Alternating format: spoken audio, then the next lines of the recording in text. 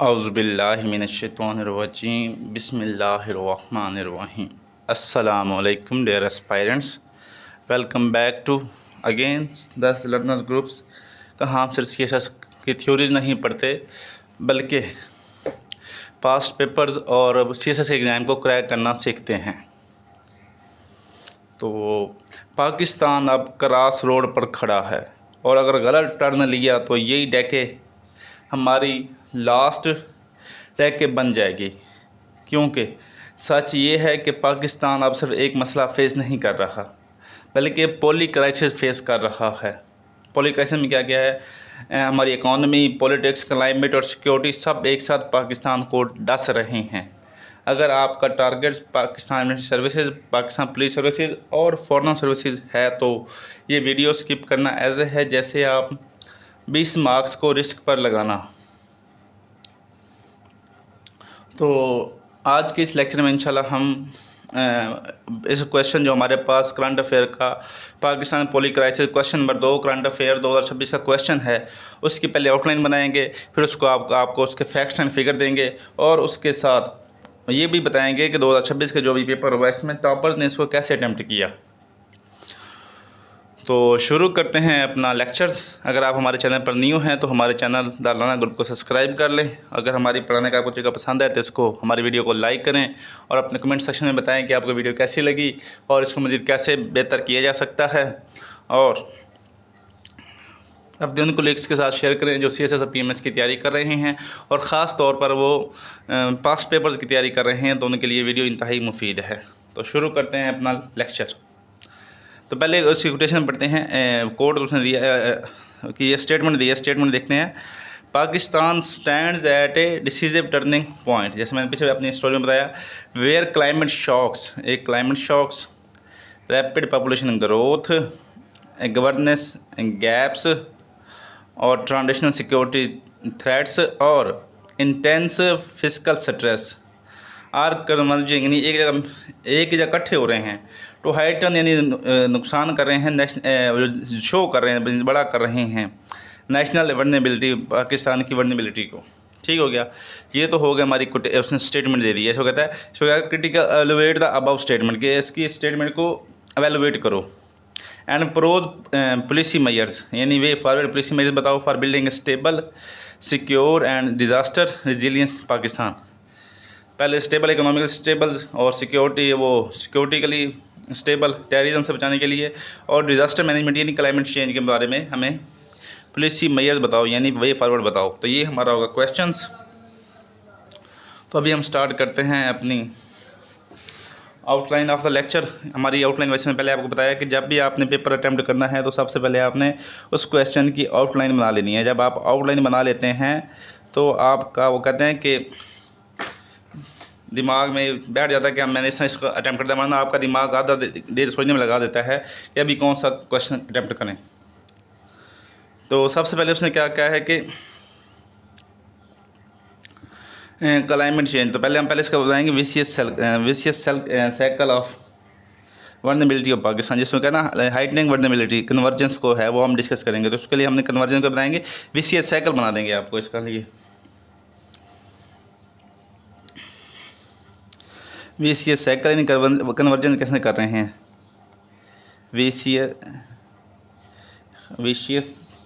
Vicious cycle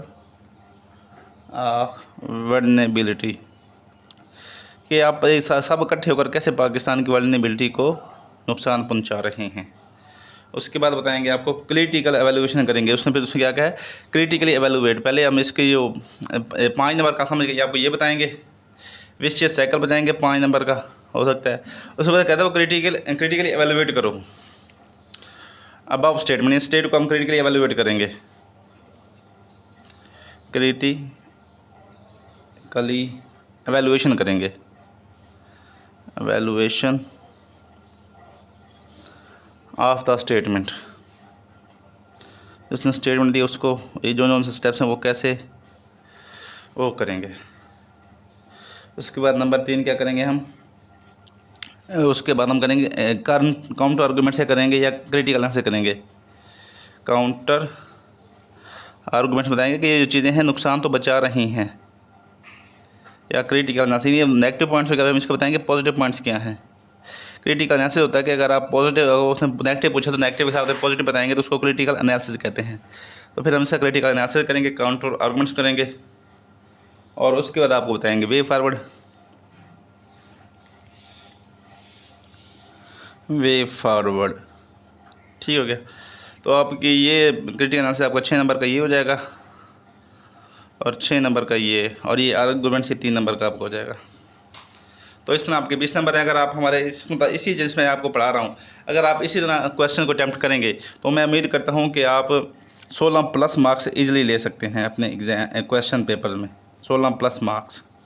ठीक है, तो स्टार्ट करते हैं अपना प्रॉपर लेक्चर। तो सबसे पहले स्टार्ट करते हैं बीसीएस साइकिल्स।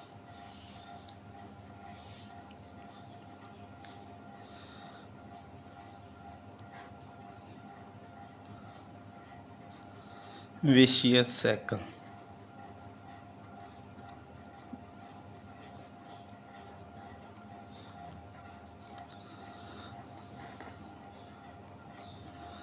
वार्नेबिलिटी, वो कहता है कि सारे आप इकट्ठे होकर कैसे आपस में पाकिस्तान को नुकसान पहुंचा रहे हैं। ठीक है, तो इसमें सबसे पहले उसने क्या कहा है, क्लाइमेट शॉक्स। तो पहले हम स्टार्ट करते हैं अपने उससे, क्या कहते हैं, रैपिड ग्रोथ ऑफ पॉपुलेशन से। क्लाइमेट शॉक पे बाद में बताएंगे, एंड पे आएगा। रैपिड पॉपुलेशन ग्रोथ, कहता है पाकिस्तान की जो रैपिड पॉपुलेशन ऑफ ग्रोथ है ये क्या कर रही है, ठीक है, करिए ये प्रेशर ऑन पॉपुलेशन। तो इसकी वजह से जब पॉपुलेशन ग्रोथ हो रही है तो इसकी वजह से हमारे जो नेचुरल रिसोर्सेज उनका ज़्यादा, उन पर ज़्यादा लोड है। क्यों, फॉर एग्जांपल अगर एक बंदा, वो जो एक बच्चा पैदा होता है, तो एक बच्चा जो न्यू बेबी होता है उसको क्या जरूरत चाहिए होती है, न्यू बेबी जो आता है, एक बच्चे की बात करें, बाकी तो हमारी पॉपुलेशन हो जाता है, वो क्या करेगा, वो ऑक्सीजन यूज़ करेगा, प्लस एजुकेशन सेक्टर में जाएगा, plus medical, plus job.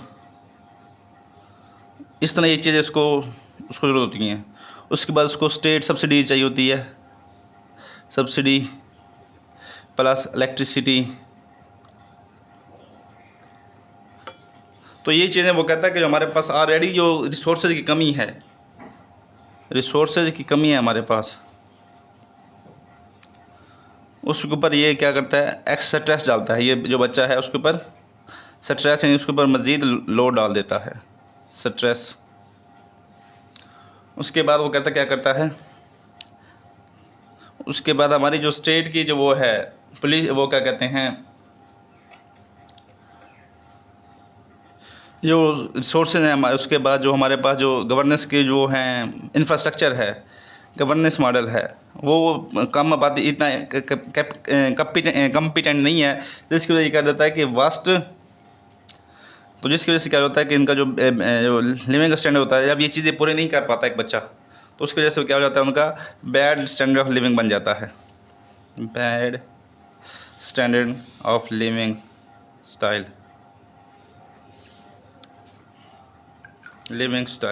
Of living हो जाता है। रैपिड पॉपुलेशन से नुकसान पहुंचा रहा है। नंबर 2 पे हमारा आता है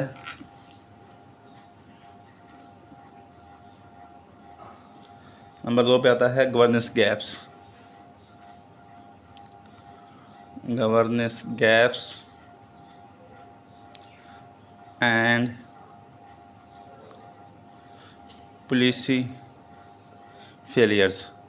कहता है जो बढ़ती हुई आबादी है वो हमारी उसके ऊपर स्ट्रेस देती है, उसके ऊपर इम्पेक्ट करती है। पॉपुलेशन का किस पे इम्पेक्ट आता है, डायरेक्ट इम्पैक्ट आता है गवर्नेंस पे। और हमारी गवर्नेंस क्या है, गवर्नेंस वीक गवर्नेंस है। उसके बाद हमारी जो पॉलिसीज़ हैं वो इनकन्सिस्टेंट हैं, जिसके फेल्ड पॉलिसीज़ हैं। इनका स्ट्रेस आता है, इसकी वजह से क्या होता है, गवर्नेंस वीक होती है और पुलिस स्ट्रॉन्ग वो हो जाती हैं। पॉपुलेशन क्या करती है, उसके बाद जो उनकी कैपेसिटी होती है, एक बंदा एक डॉक्टर की जो है वो कैपेसिटी 100 बंदा डील करनी है, तो वो अगर ओवर पॉपुलेशन की वजह से वो 150 बंदा जब डील करेगा तो उसको क्या होगा, डैमेज करेगा, इसकी जो ओवर पॉपुलेशन है डैमेज करेगी, डैमेज इसकी जो सलाहियत है उसको नुकसान करेगी। कैपेसिटी ऑफ स्टेट इंस्टीट्यूशन, यानी एक बच्चे इंस्टीट्यूशन, फॉर एग्जांपल एक स्कूल है उसमें 100 बच्चे की तादाद है, लेकिन जो पॉपुलेशन की वजह से उस स्कूल में अगर 200 बच्चा आ जाता है तो वो टीचर्स कैसे उनको कंट्रोल करें। टीचर भर्ती 100 बंदे के लिए किए गए हैं, लेकिन जो और पॉपुलेशन की वजह से वो 200 बंदे को कैसे डील करेंगे, जिस वजह से कैपेसिटी डील होगी, यानी वो उसकी जो परफॉर्मेंस है, कैपेसिटी कम होगी, परफॉर्मेंस ख़राब होगी।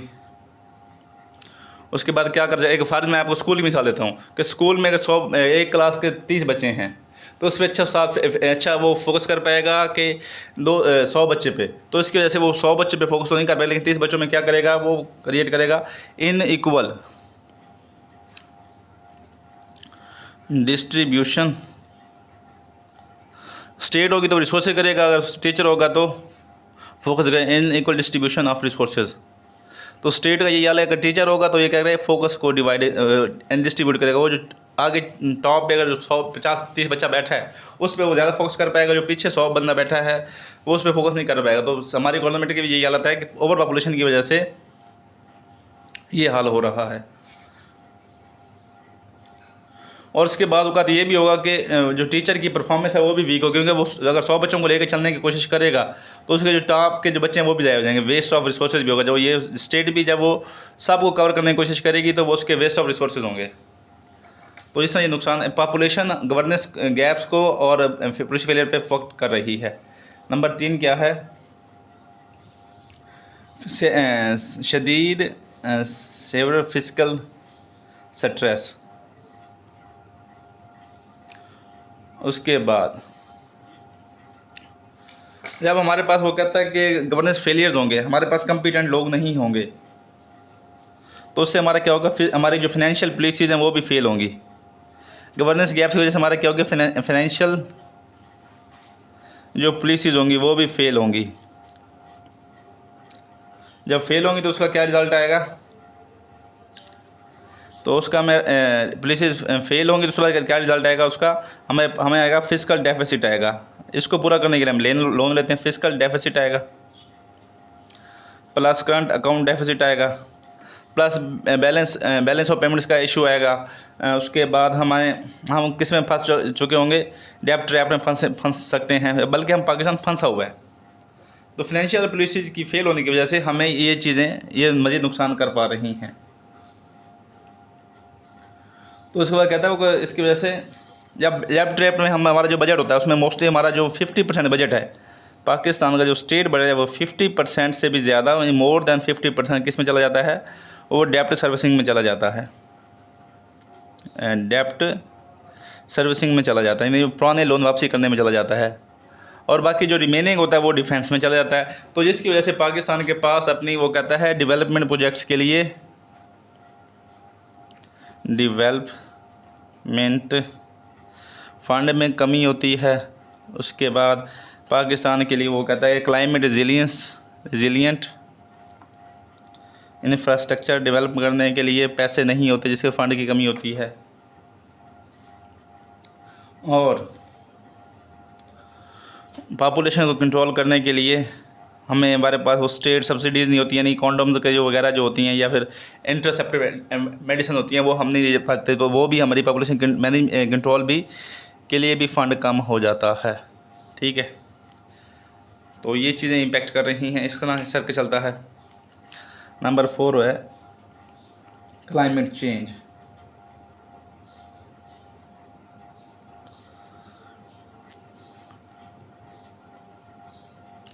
Climate shocks and security threats.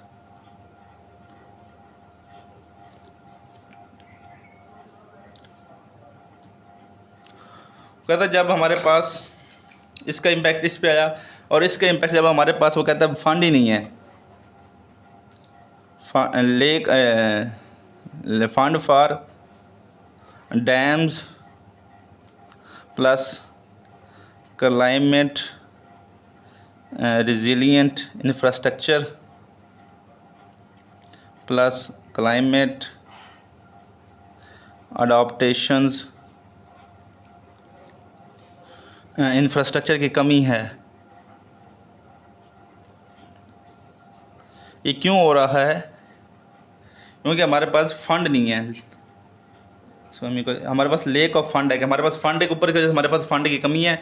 तो जिसकी वजह से एक छोटा सा वो कहते हैं कि क्लाइमेट, छोटा सा सैलाब भी हमारे लिए वो कहता है कि छोटी सी मानसून बारिश भी वो क्या कर सकती है, वो बहुत ज़्यादा एक्सीडेंट कर देती है। सिंपल क्लाइमेट शॉक वो क्या बन जाता है, वो जो बन जाता है क्लाइमेट एक्सीडेंट बन जाता है, क्लाइमेट एक्सीडेंट बन जाता है। ठीक है, वो कैसे बन जाता है, वो जैसे समझ लेंगे हमारे पास फ्लड्स आते हैं, हमारे पास प्रॉपर मैनेजमेंट नहीं है, वो कहते हैं डैम्स नहीं है। उसके बाद वो कहता है कि हीट वेव्स आती हैं, क्योंकि हमारे पास वो ग्रीनरी नहीं है कि हम ग्रीन अपना वो कर सकें ताकि हमारी ठंडक पैदा कर सकें, वो नहीं है। उसके बाद ड्रॉप्स आते हैं। कहता है कि छोटे क्लाइमेट है वो इस सब बड़ा मसला बना देते हैं। उसके बाद जब क्लाइमेट फ्लड्स आते हैं, जो भी आता है, तो इससे क्या होता है, पहले हमारे पास वो कहते हैं कि फंड्स की कमी है, इंफ्रास्ट्रक्चर की कमी है। तो उसके बाद करता है कि ये डैमेज कर देते हैं, जो ये फ्लड्स होते हैं ये डैमेज द स्टेट इंफ्रास्ट्रक्चर को नुकसान करते हैं।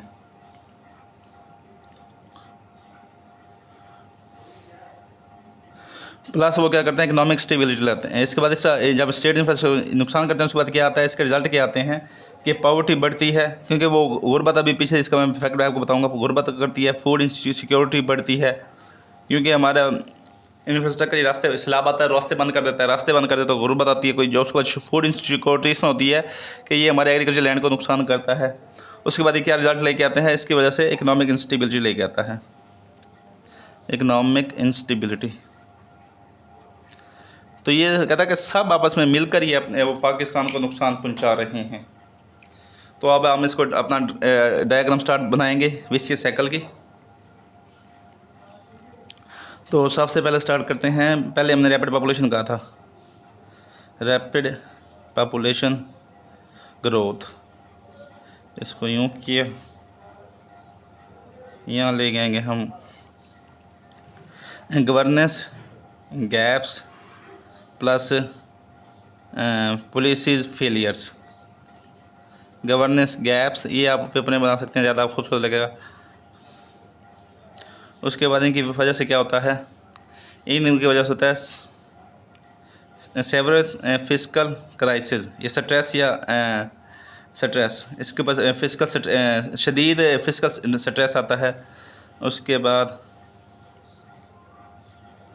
जब लेक ऑफ फंड होता है तो फिर क्या होता है, climate shocks plus security threats, ये आता है। उसके बाद क्या आता है कि उसके बाद हमारी जो इन सब मिलकर जो कहते हैं पाकिस्तान की वर्नेबिलिटी को डैमेज करते हैं, पाकिस्तान वर्नेबिलिटी को हाइटन करते हैं, वो डैमेज करते हैं। जब डैमेज होती है तो उसके बाद वो क्या करते हैं कि पॉपुलेशन, गरीब बंदा फिर वो ओवर पॉपुलेशन बढ़ा देता है। गुर्बत देखेंगे आप, अमीर बंदों के बच्चे कम होते हैं, गरीबों के ज़्यादा होते हैं। तो जब हमारे पास बाकी वर्नेबिलिटी को डैमेज करते तो फिर पॉपुलेशन और पॉपुलेशन सर्कल शुरू हो जाएगा। गरीब बंदा, पॉवर्टी आएगी, पॉवर्टी के बाद वो मज़ीद बच्चे पैदा करेगा। उसके बाद और काम तो होता नहीं, जॉब शॉब होती नहीं है, फिर वो बच्चे ही पैदा करता है। तो आपने नोट किया होगा देहातों में बच्चों में मैक्सिमम उनके 6-7 बच्चे होते हैं, लेकिन अमीरों के 1 या 2 होते हैं। तो ये सर्कल इस तरह विशियस सर्कल चलता रहता है। तो दरमियान में आप लिख सकते हैं, या इसके ऊपर यहाँ हेडिंग लिख सकते हैं आप, विशियस साइकिल। विशियस साइकिल आप ऊपर विशियस साइकिल इस तरह लिख के ये आपका बन जाएगा बेहतरीन। अगर आप उसको ज़्यादा खूबसूरत पेपर में बना सकते हैं, वो प्रैक्टिस करेंगे तो मज़ीद खूबसूरत पेपर में बनेगा। ये तो हो गया हमारा कि सब हमने कौन सी स्टेटमेंट कवर की है। ये जो कन्वर्जिंग हाई टेंस था उसको ख़त्म किया। अब हम करते हैं क्रिटिकल एलिवेट करते हैं। क्रिटिकल एवेल्यूएशन करते हैं कि कैसे वो उनकी वो जो वो कह रहा है कि वो आपस में नुकसान पहुंचा रहे हैं, वो डिस्कस करते हैं। Critical evaluations, critically evaluations of the statement में उसने ये कहा है कि जो सारे मिलकर आपस में जो ये हैं, ये जो पाकिस्तान के मसाइल हैं, ये आपस में एक तो वो कहते हैं कि आप ज़्यादा नुकसान पहुँचा रहे हैं, दूसरा ये पाकिस्तान को मल्टीपल टाइम में नुकसान पहुँचा रहे हैं। वो कह रहे हैं कि मल्टीप्लाई कर रहे हैं इसको, थ्रेट्स को। तो क्रिटिकली वो कहते हैं कि इसको किस तरह करते हैं। सबसे पहले जो हम कर देते हैं क्लाइमेट चेंज। उसने पहले भी कहा, उसने क्या कहा है, क्लाइमेट शॉक्स की बात की है, तो इसी को मदद चलाएंगे। पहले उसने कहा क्लाइमेट शॉक्स है, फिर रैपिड पॉपुलेशन ग्रोथ है, फिर गवर्नेंस गैप्स है, फिर नॉन सिक्योरिटी थ्रेट्स हैं, उसके बाद फिजिकल इंटेंस स्ट्रेस है। इन पाँचों का हम डिटेल में डिस्कस करेंगे तरतीब वाइज। और पहले हमने विषय साइकिल से बनाया कि वो किस तरह पर दूसरे को आपस में नुकसान बता रहे हैं। अभी बता रहे हैं कि ये जो है ये आपस ये मल्टीप्लायर कैसे हैं, एक छोटे से नुस्खा ये कैसे इसको बड़ा कर रहे हैं। तो क्लाइमेट चेंज तो एक तो पहले नुकसान पहुंचा रहा है, तो उसके बाद ये मल्टीप्लायर कैसे है, क्लाइमेट शॉक्स कैसे है। वो कहता है कि पाकिस्तान जो है इसमें टॉप 10 में कंट्रीज़ में जो है रैंक करता है। Pakistan ranked in top 10 countries जो most affected by climate change हैं, उसमें रैंक करता है। और लेकिन जो पाकिस्तान की एमिशन है वो एमिशन जो ग्लोबल की वो लेस यानी 1% से भी कम है। एमिशन लेस देन 1%, यानी 1% से भी कम है, लेकिन फिर भी ये टॉप 10 में क्लाइमेट उसकी वजह से इम्पेक्ट कर रहा है। तो ये हम हो गया। उसके बाद इसका जो एग्जांपल देता है वो कहता है कि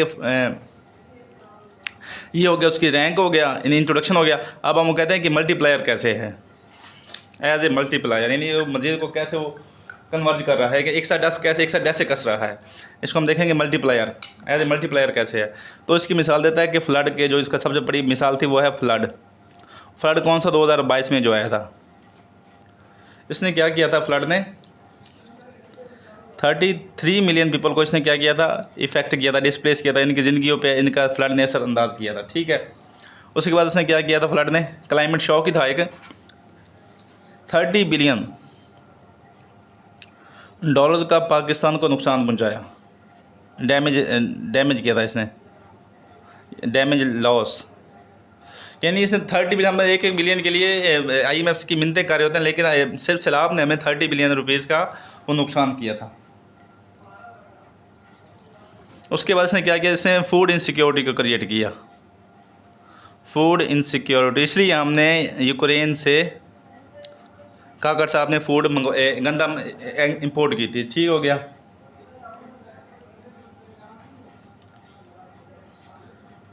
तो इसकी वजह से वो कहता है उसकी वजह से क्या हुआ, पॉवर्टी आई, पॉवर्टी बढ़ी।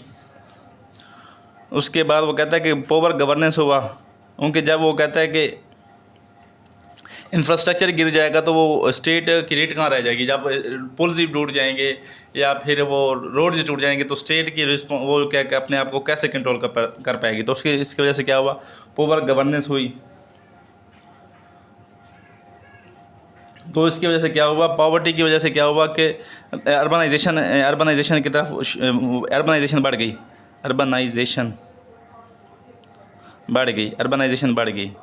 अर्बनाइजेशन बढ़ी। तो जब वो उसके ऊपर शहरों के ऊपर वो गवर्नेंस का लोड बढ़ा तो वो फिर वो लोड बढ़ गया उसके ऊपर। जो TM तहसील म्यूनसिपल वो अथॉरिटीज़ होती हैं या डिस्ट्रिक्ट म्यूनसिपल अथॉरिटीज़ होती हैं, उनके ऊपर लोड बढ़ गया, हॉस्पिटलों पे लोड बढ़ गया। जब देहातों में तो इंफ्रास्ट्रक्चर ख़त्म हो गया था, लेकिन शहरों पे जब ये लोड शहरों की तरफ इन्होंने मूव किया तो इनका लोड बढ़ गया। तो इसकी वजह से क्या हुआ, इंस्टेबिलिटी आ गई। तो पाकिस्तान की जो वर्नेबिलिटी इंस्टेबिलिटी ये बढ़ गई थी, इंस्टेबिलिटी बढ़ गई। ये हो गया क्लाइमेट शॉक। अब हम दूसरा नंबर देखते हैं, rapid population of growth. Rapid population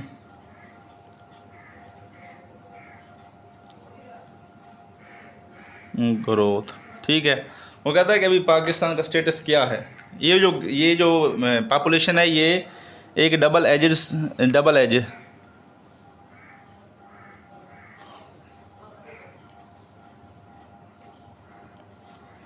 ये दो धारी तलवार है। इसको इस्तेमाल कर लो, लेकिन अगर इस्तेमाल कर लो ठीक, नहीं तो ये नुकसान करेगी आपका। ठीक है, तो इसके बारे में नोट कर लें। सबसे पहले फैक्ट नोट कर लें कि पाकिस्तान की जो आबादी है वो 240 मिलियन से भी क्रॉस कर गई है। ठीक है, और जो हमारा फर्टिलिटी रेट है, ग्रोथ रेट है वो हमारा 2% है। और ये साउथ एशिया और यूरोप में सबसे, पूरी दुनिया साउथ एशिया में सबसे ज़्यादा है। अफ्रीका में इस पर ज़्यादा, लेकिन ये हमारे साउथ एशिया और एशिया में सबसे ज़्यादा हमारा पाकिस्तान का ग्रोथ रेट है। ठीक है, इसकी वजह से उसके बाद हमारे पास क्या है कि जो हमारे पास 60% जो है पॉपुलेशन है, वो जो है हमारे पास यंग पॉपुलेशन है।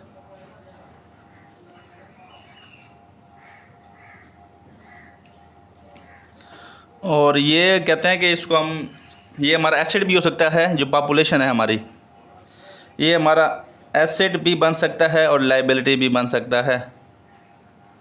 ये डिपेंड करता है स्टेट पर।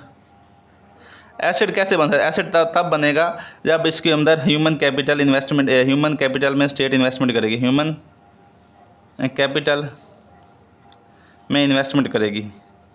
लेकिन वो तो हमारे पास जो एजुकेशन का सेक्टर है वो 2% की जो हमारी जीडीपी आती है वो एजुकेशन में जाती है। 2% ऑफ जीडीपी एजुकेशन, और 1+ यानी 1% से ज़्यादा क्या है मेडिकल में। तो जिससे हमारा वो कहता है ह्यूमन कैपिटल वो क्या है, तबाह हो रहा है। उसकी वजह से जो यंग पॉपुलेशन की वजह से है, जो पॉपुलेशन ग्रोथ है, जो ज़्यादा पॉपुलेशन है, रैपिड पॉपुलेशन की वजह से क्या हो रहा है कि इसके ऊपर क्या स्ट्रेस आ रहा है। तो इसकी वजह से हेल्थ एजुकेशन पे हमारा लोड है। एजुकेशन सेक्टर हमारा क्या है, वो अंडर स्ट्रेस है।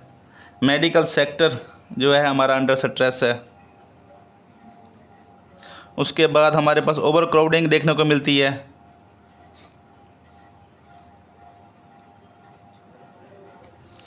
क्राउडिंग को देखने को मिल रही है। उसके बाद अर्बनाइजेशन है। अर्बनाइजेशन बूस्ट हो रही, क्यों? फॉर जॉब्स के लिए। देहातों से लोग शहरों की तरफ जा रहे हैं जॉब्स के लिए। तो अर्बनाइजेशन की वजह से वो देहातों में जो उनके ऊपर जो अगर एक अस्पताल बनाया गया है 100 बंदे के लिए, जब वो 150 बंदा जाएगा तो वो उसकी कैपेसिटी ख़त्म हो जाएगी, तो वो अच्छे से काम नहीं कर पाएगा। इसकी आप ये हालत ले लें कि आप एक सिंपल एसी लेते हैं 1.5 टन का 6 बंदों के लिए, लेकिन उस कमरे में अगर 10 बंदे आ जाएंगे तो एसी काम करना छोड़ देता है। तो इसी तरह हमारा जो इंफ्रास्ट्रक्चर है वो भी, जब वो कहता है कि इतना ज़्यादा रश है तो इंफ्रास्ट्रक्चर काम करना भी छोड़ देता है। तो अब हम देखते हैं कि ये तो हमारा हो गया सारा उसका इंफ्रास्ट्रक्चर। अब ये कहते हैं कि मल्टीप्लायर कैसे है। मल्टीप्लायर कैसे है, वो कहता है कि ये रैपिड ग्रोथ जो हो रही है वो तो नुकसान कर रही है इन चीज़ों के ऊपर, लेकिन ये मल्टीप्लायर भी है। ये कहता है कि जो हमारे जो पहले नुकसान उनको मज़ीद ये मल्टीप्लाई करा। वो कैसे? तो वो कहता है कि पाकिस्तान, वो कहती है इन्वेस्टमेंट नहीं कर पाई, उसके अंदर ह्यूमन कैपिटल में इन्वेस्टमेंट नहीं करी, तो जिसकी वजह से है अनएम्प्लॉयमेंट बढ़ रही है। अनएम्प्लॉयमेंट बढ़ रही है, बूस्ट पे है। उसके बाद स्ट्रीट क्राइम्स या क्राइम्स जो हैं वो बढ़ रहे हैं, जिसके हमारी गवर्नेंस फेलियर है। उसके बाद वो कहता है कि क्राइम्स बढ़े। उसके बाद टेररिज्म, जब वो कहता है कि हमारी यूथ अनएम्प्लॉयड है तो इसको कौन इस्तेमाल कर रहा है, इसको वो इंसर्जेंट्स ग्रुप्स होते हैं, वो अपनी इंसर्जेंसी के लिए या टेररिज्म के लिए, उसके बाद इंसर्जेंसी वगैरह के लिए यूज़ कर रहे हैं। तो ये भी हमारे लिए नुकसान बन रहा है, जिसकी वजह से स्टेट की इंस्टेबिलिटी हो रही है, स्टेट अनस्टेबल हो रही है, इंस्टेबिलिटी का है बढ़ रही है। नंबर 3 पे जो हमारा फैक्ट है वो है गवर्नेंस गैप्स।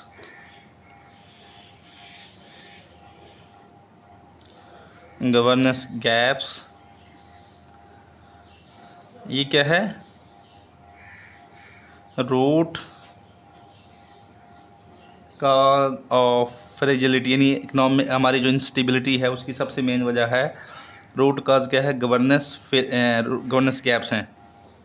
तो गुड गवर्नेंस के जो 6 पैरामीटर होते हैं गुड गवर्नेंस के, उसमें आपको बता दूं कि वो होती है transparency, accountability, rule of law होता है, प्लस रिस्पॉन्सिवनेस होती है। अगर आपने गुड गवर्नेंस पे लेक्चर देखना तो मैंने अभी इसके ऊपर अपलोड किया हुआ है लेक्चर, वो आप देख सकते हैं। इसके ऊपर गुड गवर्नेंस के लिए मैंने एक लेक्चर अपलोड किया हुआ है। पाकिस्तान ये लेटेस्ट तनाज़ुर के दौर पर मैंने गुड गवर्नेंस के ऊपर एक लेक्चर तैयार किया है अपने वीडियोज़ में, लॉन्ग स्लाइड के थ्रू बनाया, इसके थ्रू इस तरह नहीं बनाया ताकि आपको ईजिली समझने में आसानी हो सके। लेकिन पाकिस्तान में क्या है, ये गुड गवर्नेंस की तो ये होगी, लेकिन पाकिस्तान में क्या है उसके बाद ये कहता है स्ट्रॉन्ग इंस्टीट्यूशन होते हैं।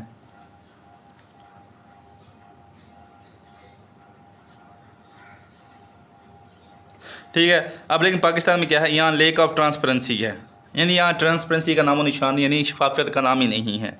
उसके बाद यहाँ अकाउंटेबिलिटी नहीं है, अगर अकाउंटेबिलिटी है भी सही तो वो सिलेक्टिव पीपल के लिए होती है कि वो जो अपोजिशन में होते हैं उनको तंग करने के लिए अकाउंटेबिलिटी का इस्तेमाल किया जाता है। उसके बाद रूल ऑफ लॉ पाकिस्तान में एग्जिस्ट नहीं करता कि यहाँ की जो जुडिशरी है उसके ऊपर ऑलरेडी पहले बहुत ज़्यादा लोड है, तो वो कहता है कि पुराने मामला को हल नहीं कर पाते, जो नए आ रहे हैं, जो मज़ीद क्राइम्स आ रहे हैं वो उसको नुकसान कर रहे हैं। उसके बाद रिस्पॉन्सिवनेस, यानी ये रिस्पॉन्सिबल नहीं है कि ये आवाम के आगे जवाबदेह नहीं है। अगर एक बंदे को पता हो कि मैंने हुकूमत के सामने जवाब देना है या हमें खुदा के सामने जवाब देना है, तो फिर वो अपने आप को बेहतर करने की कोशिश करता है।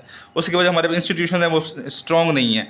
यहाँ नेपोटिज़म है, मेरिटोक्रेसी की लेक ऑफ मेरिटोक्रेसी है। उसके बाद वो कहता है इसके ऊपर पोलिटिकल इन्फ्लुएंस है, पाकिस्तान का ये बता रहा हूँ। तो ये चीज़ें हैं जिसकी वजह से हमारी जो गवर्नेंस गैप्स हैं। अब देखने ये मल्टीप्लायर कैसे हैं, मल्टीप्लायर कैसे कि पाकिस्तान में पहले क्राइसिस में तो ये इसमें अंदर अपना हिस्सा कैसे, ये जो चीज़ें हैं जो हैं, लेकिन इस वजह से नुकसान क्या हो रहा है।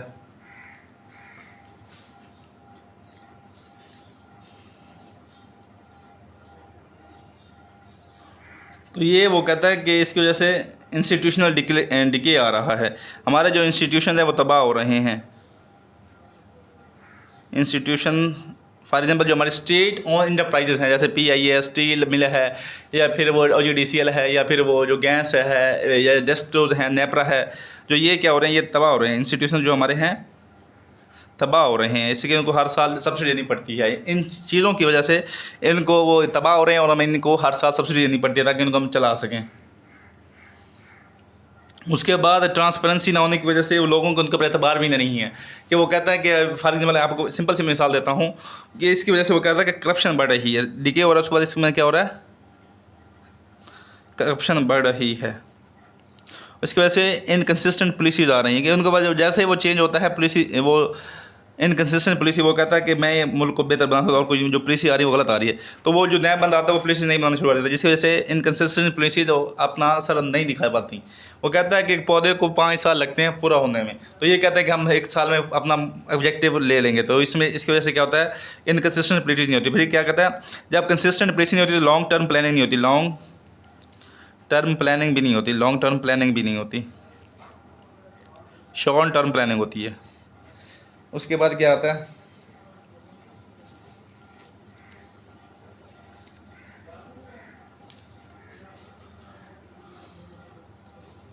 उसके बाद जो अगर प्लेसेस आ भी जाएँ, यानी रिफॉर्म्स जो होती हैं, रिफॉर्म्स सिर्फ कहाँ तक रह जाती हैं, सिर्फ पेपर तक लिमिटेड रहती हैं, पेपर्स तक लिमिटेड रहती हैं, क्योंकि उसके अंदर वो कहता है इसके अंदर वो कैपेसिटी नहीं होती ना इनको इम्प्लीमेंट कर सके। उसको पॉलिटिकल इन्फ्लुएंस होता है, जैसे वो कहता है कोई बंदा की कोशिश करता है उसको दबा दिया जाता है, उसको ट्रांसफ़र कर दिया जाता है, तो जिसकी वजह से ये सिर्फ पेपर तक लिमिटेड रह जाती हैं। तो ये क्या कर रही है कि गवर्नेंस गैप्स क्या कर रहा है, ये इंस्टीट्यूशन को तबाह कर रहा है हमारी। उसके बाद एक करप्शन को इन्हेंस कर रहा है, इनकन्सिस्टेंट पॉलिसीज़ हैं, लॉन्ग टर्म प्लानिंग नहीं कर पा रहे हैं। उसके बाद वो कहता है कि अगर रिफॉर्म्स ले भी हैं तो उसे पेपर तक लिमिटेड रह जाती हैं। तो ये हो गया 3 गवर्नेंस मल्टीप्लायर के तौर पर हो गया। अब चौथा देखते हैं, चौथा जो हमारा था फिस्कल डेफिसिट, वो जो है वो कहता है कि कौन सा इशू है, चौथा हमारा इशू है वो है fiscal stress. Fiscal stress, economic constant. वो कहता है कि जब पाकिस्तान के पास इकोनॉमिक कॉन्स्टेंट्स, वो कहता है इकोनॉमिक जो है ये इकोनॉमिक कांस्टेंट है, ये स्टेट को वो कहता है कि मजीद वो ये स्टेट को बांध देता है। क्योंकि फॉर एग्जाम्पल एक बंदे के पास 100 रुपया है, 100 रुपये वो 50 रुपये अपने कर्जे में देगा। पाकिस्तान की बता रहा हूँ कि पाकिस्तान का 50% जो बजट है वो डेब्ट सर्विसिंग में जाता है। उसके बाद हमारे इंडिया, अफगानिस्तान, ईरान, जो अफगानिस्तान और ईरान है, अफगानिस्तान और इंडिया है, ये हमारे शदीद तीन दुश्मन हैं। तो इनसे बचने के लिए हमें जो हमारा है मोस्टली बजट जो उसमें फिर वो किस में चला जाता है, डिफेंस में चला जाता है। हमारा जो बजट जो होता है मोस्टली बजट जो हमारा किस में चला जाता है, डेब्ट सर्विसिंग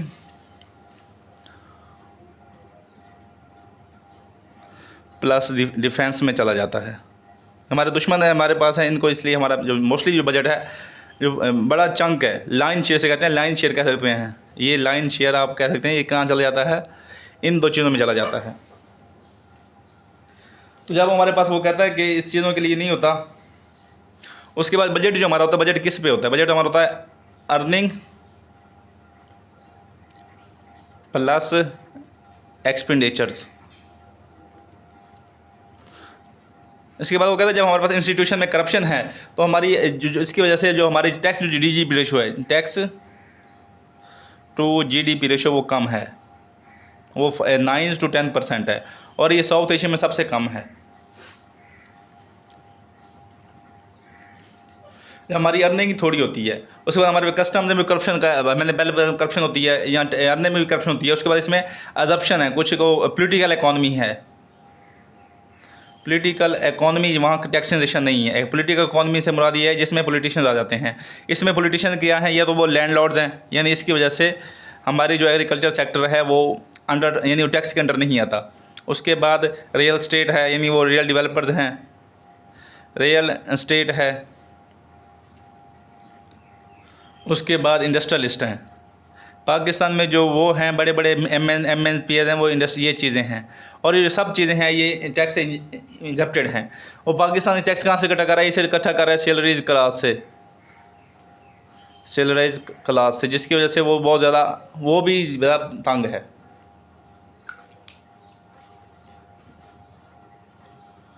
और फिर वो कहता है कि हम अपने अर्निंग तो हमारी कम है, फिर हम एक्सपेंडिचर करने के लिए क्या करते हैं, हम इसको पूरा करने के लिए, कंप्लीट करने के लिए हम क्या करते हैं, डेब्ट लेते हैं, कर्जे लेते हैं। कर्जे हम कहाँ से लेते हैं, IMF से लेते हैं, वर्ल्ड बैंक से लेते हैं, अपने जो हमारे वो कहते हैं इंटरनल बैंक्स हैं, जैसे मुस्लिम बैंक हो गया या फिर HB अलावा, इनसे कर्जे लेते हैं।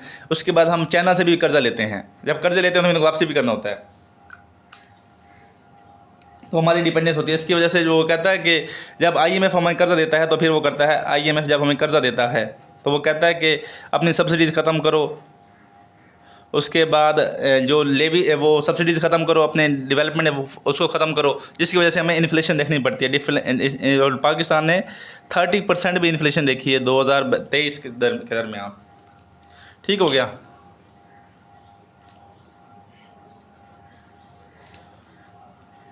उसके बाद वो क्या करता है, जो सब एजुकेशन है या वो उसके ऊपर वो कहता है कि खर्च कम करो। वेलफेयर ऑफ द पीपल है, जो काम कर रही होती है state, welfare of the people, उसको वो कहता है वो ख़त्म करो इसको। वेलफेयर में क्या आता है, एजुकेशन आती है, आपकी हेल्थ आती है, वो इसको कहता है इसको ख़त्म करो। तो इसकी वजह से मल्टीप्लायर कैसे है, फिस्कल स्ट्रेटजी मल्टीप्लायर अब कैसे है, क्रिटिकल लेवल कहते हैं आप वो कितना अगले चीज़ों पर कैसे इम्पैक्ट करता है।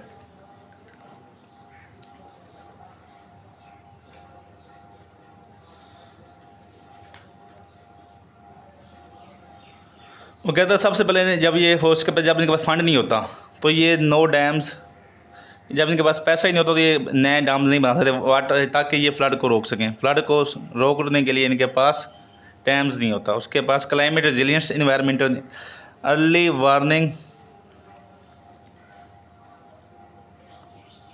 वार्निंग सिस्टम्स इंस्टॉल करने के लिए पैसे नहीं होते। उसके बाद इंट्रासेप्टिव मेडिसन जो होती हैं वो महंगी होती हैं, उनको सब्सिडाइज नहीं कर सकते। इंट्रासेप्टिव मेडिसन जो वो कैसे के लिए, पॉपुलेशन कंट्रोल के लिए होते हैं, इसको वो कंट्रोल नहीं कर पाते, पॉपुलेशन कंट्रोल नहीं कर पाते। उसके बाद वो कहता है कि ये चीज़ें हो गई, इन सब को वो कहता है कि लेक ऑफ फंड है इन सब के लिए, लेक ऑफ फंड है इन सब के लिए। उसके बाद वो ये क्या कहता है कि हमारे पास पॉपुलेशन तो है, उसको ये लेने पास फंड, लेक ऑफ फंड है टू ह्यूमन कैपिटल में इन्वेस्टमेंट करने के लिए इनके पास पैसे नहीं होते, डेवलपमेंट के लिए इनके पास पैसे नहीं होते, जिसकी वजह से वो टेररिज्म और क्राइम्स और unemployment and political instability, youth, ये वगैरह मसले मसाइल होते हैं। उसकी वजह से क्या होता है कि इन्फ्लेशन लेके आते हैं। इन्फ्लेशन का समझ लेते हैं। जब इन्फ्लेशन आती है तो क्या होता है कि इंडस्ट्रीज़ बंद होती हैं, क्योंकि वो इंडस्ट्रीज वो अपनी वो बिल पूरा नहीं कर पा सकती। तो अभी पाकिस्तान, मैंने इसके ऊपर वीडियो बनाई है कि how energy sector is Indian industrializing Pakistan के इंडियन एनर्जी सेक्टर है वो पाकिस्तान को कैसे डी इंडस्ट्रियलाइजेशन की तरफ ले जाके जा रहा है, वो मैंने वीडियो बनाई है, वो आप देखें। चलो वो आपके लिए टाइम हुई, और ये उम्मीद है कि इस साल ये एक्सपेक्टेड भी हो सकता है, क्योंकि पाकिस्तान में इंडस्ट्रीज बनना शुरू हो चुकी हैं। इन्फ्लेशन को जब वो कहता है कि इन्फ्लेशन किस में आती है, बिजली और गैस के बिलों में जब बढ़ती है, पेट्रोल लेवी में बढ़ती है, तो क्या होता है कि इंडस्ट्रीज बंद होती हैं, जॉब्स ख़त्म होती हैं। उसके बाद क्या होता है, वो पॉवर्टी बढ़ती है। क्या होता है, पॉवर्टी बढ़ती है, तो फिर वो लोग क्या करते हैं, क्या कहते हैं, प्रोटेस्ट करते हैं, धरने देते हैं, रोड ब्लॉक करते हैं। इसकी वजह से पॉलिटिकल स्टेट इंस्टेबिलिटी आती है, कि देख लें कि सब जो हैं फैक्टर्स एक मिल मिला के पाकिस्तान में इंस्टेबिलिटी लेके आ रहे हैं। यानी जितने भी फैक्टर्स आपको 4 बार पढ़ाए हैं ना, तो चारों वो कहते हैं कि पाकिस्तान में इंस्टेबिलिटी, किसी न किसी तरह पाकिस्तान में इंस्टेबिलिटी को प्रमोट कर रहे हैं। ठीक है, तो जिसकी वजह से पाकिस्तान, इस चारों चीज़ें मिलकर पाकिस्तान को नुकसान पहुंचा रही हैं। अभी हम देखते हैं कि इसका देखते हैं काउंटर आर्गूमेंट्स देखते हैं। ये सब कुछ नेगेटिविटी तो कर रहे हैं, पाकिस्तान के पास है क्या? पाकिस्तान वो कहते हैं सबको टैकल, पाकिस्तान इन सबको टैकल भी कर सकता है। काउंटर आर्गूमेंट्स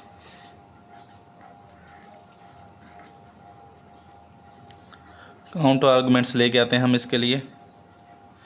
ऐसा ये चीज़ें नुकसान तो पहुँचा रही हैं, लेकिन पाकिस्तान के अंदर अभी भी बहुत कुछ है। जो सबसे पहला पाकिस्तान के पास है वो है जियो स्ट्रेटेजिक लोकेशन।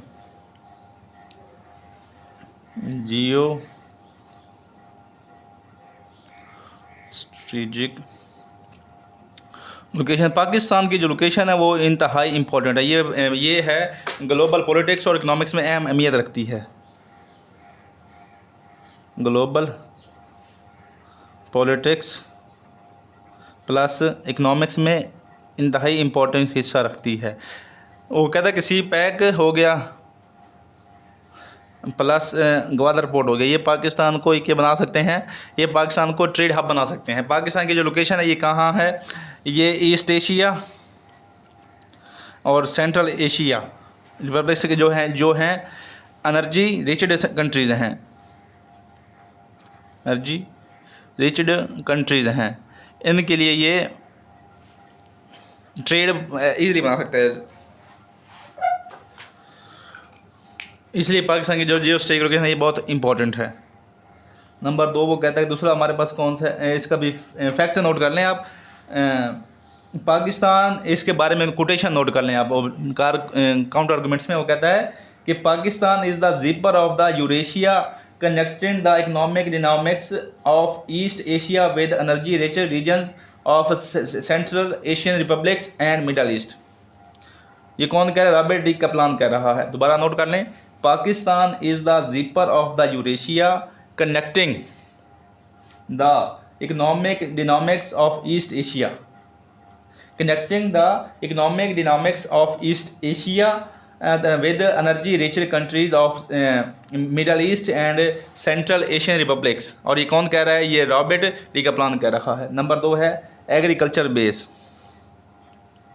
वो कहता है पाकिस्तान के अंदर जो दूसरा है एग्रीकल्चर बेस है। पाकिस्तान वो दुनिया का सबसे बेहतरीन नहरी निज़ाम है पाकिस्तान के पास, इंडस बेसन जिसे कहते हैं।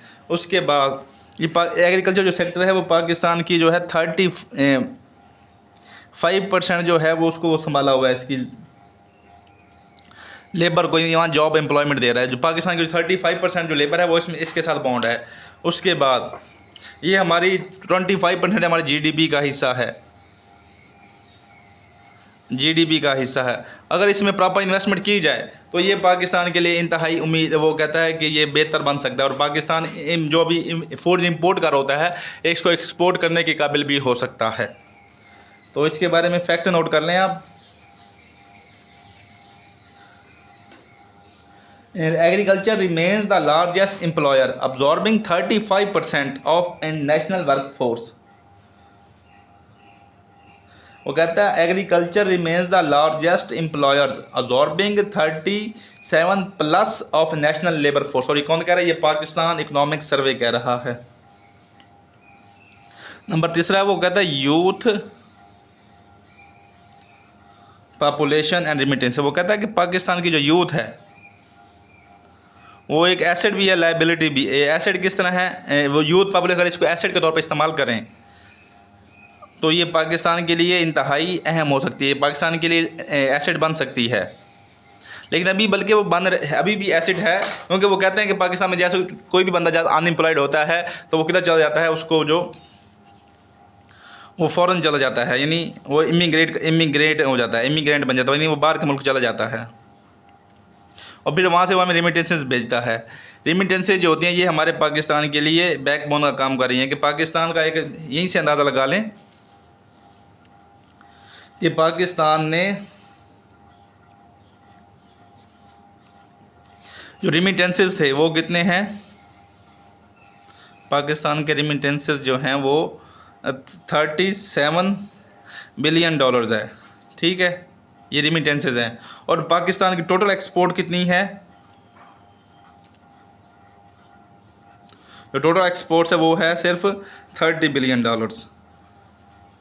और ये फैक्ट ये ज़्यादा वो कहता है झूठ नहीं है, बल्कि ये स्टेट बैंक ऑफ पाकिस्तान कह रहा है कि पाकिस्तान की जो टोटल एक्सपोर्ट है वो 30 बिलियन डॉलर्स की, और जो हमारे रेमिटेंसेज आ रहे हैं वो 37 बिलियन डॉलर्स हैं, ठीक है। और ये स्टेट बैंक कह रहा है, ये 2024 और 25 की रिपोर्ट है, स्टेट बैंक ऑफ पाकिस्तान कह रहा है। तो इसलिए वो कहता है कि हमारी जो यूथ है ये नुकसान नहीं करे, बल्कि हमारे रेमिटेंसेज लेके आ रही है, जो हमारे के लिए एक फिजिकल डेफिसिट के लिए, प्लस करंट अकाउंट डेफिसिट के लिए, प्लस फॉरेन रिज़र्व के लिए ये इंपॉर्टेंस काम कर रही हैं। अगर हम इनको मज़ीद इस्तेमाल करें तो हमारी अभी जो हमारे पास जो रेमिटेंसेज आ रही हैं वो जो आ रही हैं वो अनस्किल्ड पर्सन हैं। अगर हम इनको स्किल्ड करके बेचें तो ये हमारे लिए मज़ीद रेमिटेंसेज वापसी लेके आ सकती हैं। उसके बाद ये वो कहता है कि अभी हम चलते हैं, हमारे तीन पॉइंट्स हो गए, अभी हम चौथा पॉइंट्स लेके चलते हैं, वो है वे फॉरवर्ड कि पाकिस्तान को वो कहता है कि पॉलिसी मेजर या वे फॉरवर्ड क्या है।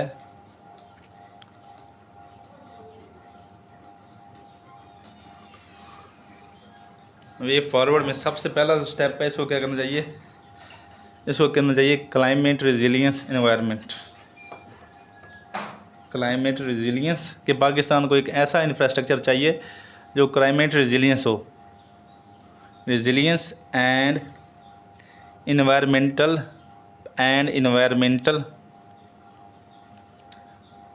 गवर्नेंस। इसको क्या करना चाहिए कि रेजिलियंस से मुराद ये है कि अगर खुदा न खास्ता क्लाइमेट रेजिलियंस से मुराद ये है कि हमें फ्लड वो डैम्स बनाने चाहिए। उसके बाद वो कहता है कि अर्ली वार्निंग सिस्टम बनाने चाहिए, एक्सपेंशन करनी चाहिए, इनकी अर्ली वार्निंग सिस्टम्स की एक्सपेंशन करनी चाहिए। और जो इन्वायरमेंट गवर्नेंस ये है कि हमें ग्रीनरी पे फोकस करना चाहिए। उसके बाद हमें ऐसी एग्रीकल्चर बनानी चाहिए जो क्लाइमेट, ऐसी एग्रीकल्चर सीड्स बनाने चाहिए जो क्लाइमेट रेजिलियंस हों, ठीक है। उसके बाद हमें प्लान अर्बनाइजेशन करनी चाहिए। जो हमारी जो हीट वेव्स आती हैं वो अनप्लान्ड अर्बनाइजेशन होती है, हमें क्या करना चाहिए? प्लान्ड अर्बनाइजेशन करनी चाहिए।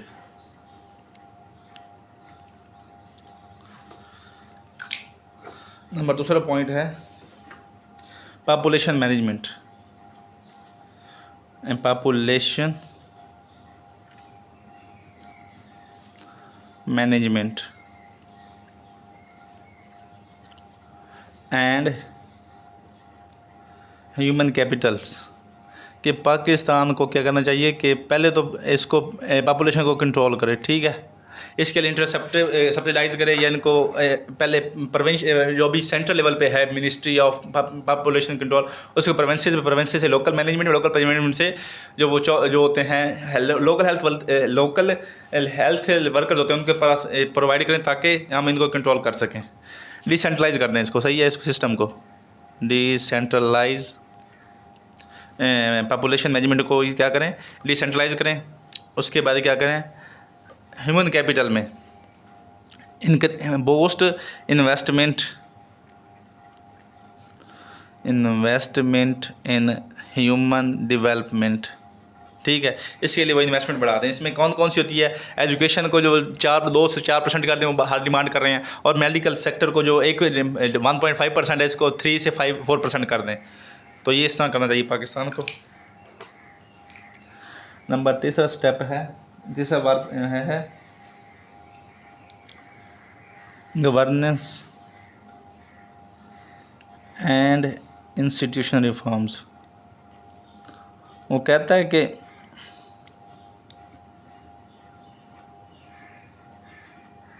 इंस्टीट्यूशनल रिफॉर्म्स,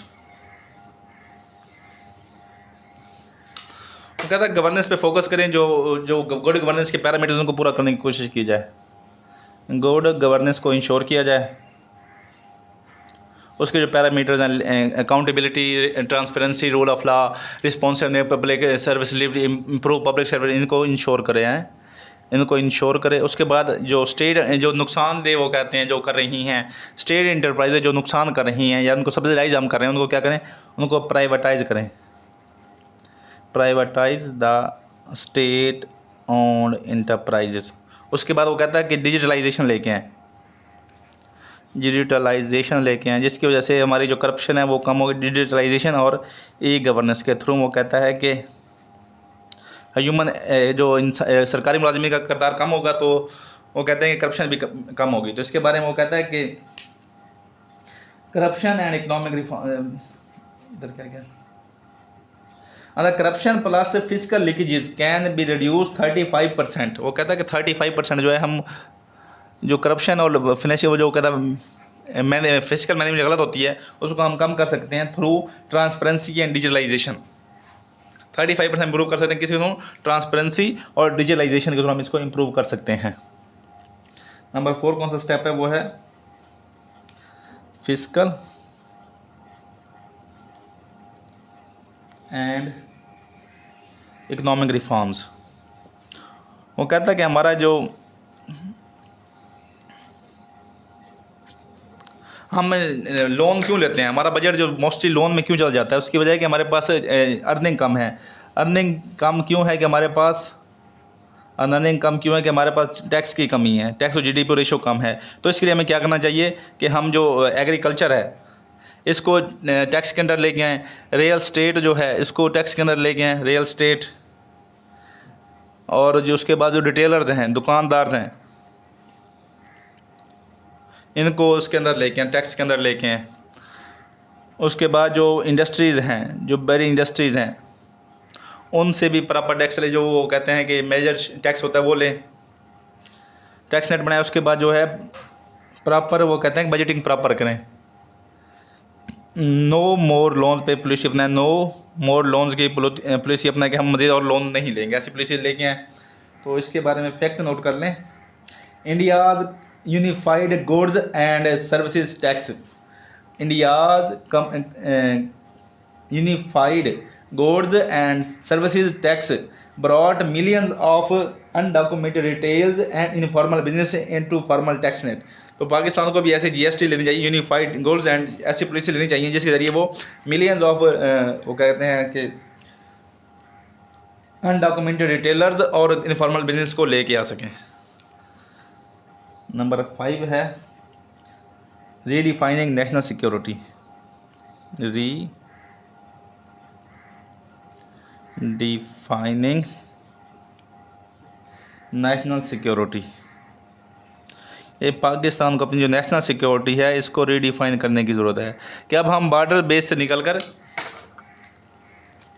बॉर्डर सिक्योरिटी से निकलकर हमें ह्यूमन सिक्योरिटी पर लेके जाना चाहिए। बॉर्डर सिक्योरिटी से निकलकर हमें अब ह्यूमन सिक्योरिटी पे फोकस करना होगा।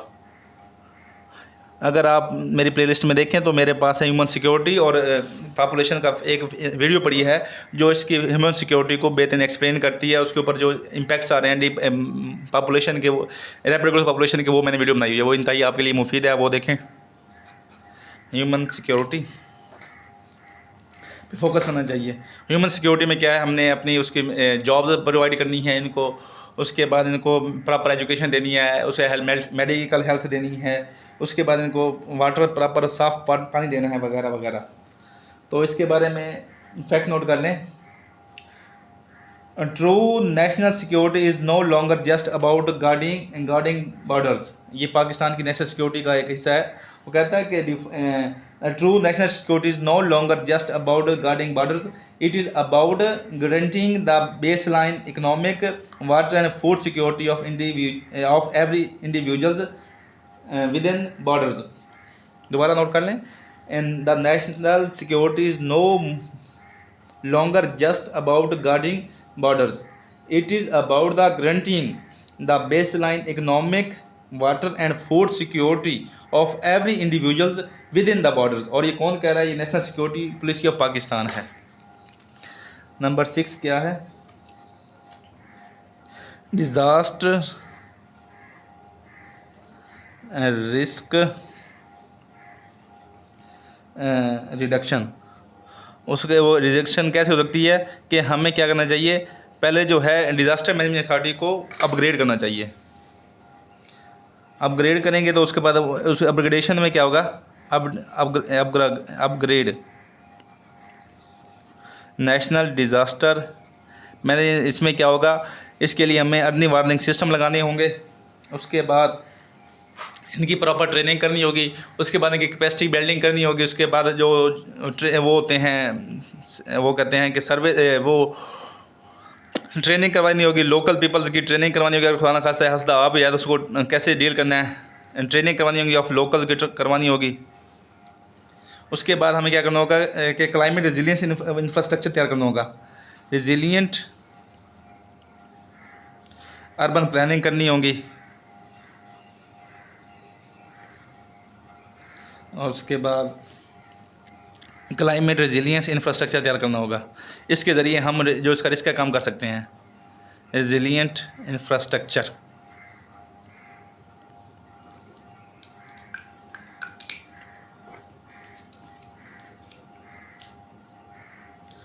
और नंबर 7 जो है वो है इंटरनेशनल कोऑपरेशंस। ये 7वां, ये ज़्यादा पॉइंट्स नहीं दिए ताकि आपको पेपर में इतना कुछ लिखना 20 मिनट से आप सब कुछ लिख सकें। इंटरनेशनल कोऑपरेशन, पाकिस्तान क्योंकि डेवलपिंग स्टेट है और इसके पास रिसोर्सेज की कमी है, तो इसलिए पाकिस्तान को चाहिए कि ये ग्लोबल जो है लॉस एंड डैमेज फ़ंड के थ्रू वो लॉस एंड डैमेज फ़ंड के भी ले सकता है कि जो क्लाइमेट की वजह से होता है डैमेज फ़ंड, इसको क्लेम करे पाकिस्तान अपने लिए, क्योंकि जो क्लाइमेट चेंज ने बहुत ज़्यादा पाकिस्तान का नुकसान किया है। क्योंकि पाकिस्तान लेस देन 1% इम्पेक्ट करता है, लेकिन टॉप 10 कंट्रीज़ में आता है। उसके बाद कहते हैं सब वो क्रिमिनल्स हैं जो पाकिस्तान के क्लाइमेट चेंज करते हैं। तो उसके बाद इसको वो लोन्स लेने, वो कहता है कि जो IMF है या वर्ल्ड बैंक से इसको लेने चाहिए क्लाइमेट रेजिलियंस, यानी कि वो सिर्फ एड्स लेनी चाहिए, ना कि लोन लेने चाहिए, एड्स लेनी चाहिए on the name of climate shocks, on the name of climate shocks के ऊपर इनसे लोन लेने, शॉक्स एड्स लेनी चाहिए। उसके बाद इसको वहाँ से क्लाइमेट रेजिलियंट टेक्नोलॉजी लेके आनी चाहिए, क्लाइमेट रेजिलियंट टेक्नोलॉजी लेके आनी चाहिए। अभी पाकिस्तान में आपने देखा होगा कि ग्रीन इलेक्ट्रिक बसें आ रही हैं। जो ये ग्रीन इलेक्ट्रिक बसें हैं ये पाकिस्तान ने खुद नहीं मैन्युफैक्चर नहीं की, बल्कि ये बाहर से लेके आए हैं। तो इसका फ़ायदा ये है कि पाकिस्तान कोऑपरेशन कर रहा है ताकि अपने इसको कम किया जा सके। तो मैं उम्मीद करता हूँ कि आज की वीडियो आपको पसंद आई होगी। अगर पसंद आई है तो इसको लाइक करें, दोस्तों के साथ शेयर करें, और वीडियो देखने के लिए शुक्रिया। वस्सलाम।